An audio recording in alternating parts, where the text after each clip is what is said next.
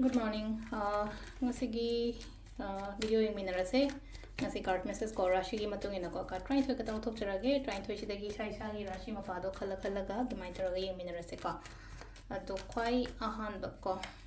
Sida leire ani ahum mari manga taruk taret nipan mapan tara mathoi Taranitoy.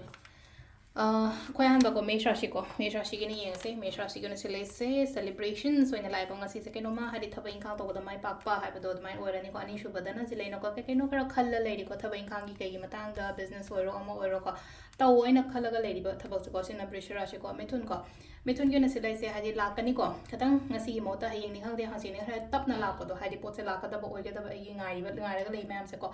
Karkat in a pipe, blessings like or had it shown a chambi, Ngasi Ginumeteko, Bashang Shaka Matang, especially relationship Kumbaku, and the machine and a channel, Lamina Bacomina, but my Tolerica. Singer Rashin, Tona Leo, Tabam Tomatam, had it confidently in Sigi Pol Mamsek and Otobivoka.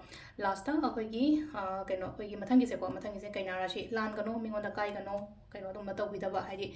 Nitini chumna tabakuma tawko tadi am phaniko aduga sesena khoi tula isna sidalai se investment kumba kai kumba taw matamda ingoda kana ba growth kumba kai kumba tum phasana la kaniko aduga bridge rashi yoina sidalai se amakak laina ko hadi mingonda guide kumba kai kumba dum tawbiba oina phai ko yamna hadi tigi oina sum laina ko hadi aina mingonda takpiba tambiba ai gi haijaba knowledge kumba kai kumba tain taraga luchinga ga thabak tawba ko mai tarada hanu ko wakhan wagano hadi ai yauramdai ai phangam Sida Haitara Hadi give up Topaya Deco Sisina Pagi Makarashi given a meaning in Makotan Bakaradum Lake.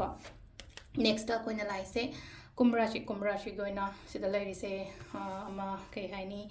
Nungaita Bukota Maps a color later, not Tolo the day lane ko. Had it Kanja Nungaita and Pote Kanjalaga, I man, I want the Nungai can Matoroki, Natragan, Togi, have a do color legan of Boko, last a minako. Kina Mona, Sumlenoko, mi Pullo, mi Punboko, Pama, Masum Mams a Peko. Adusile Requigi, Rashigi Matumina, the Taroka trading ma'am. Thank you.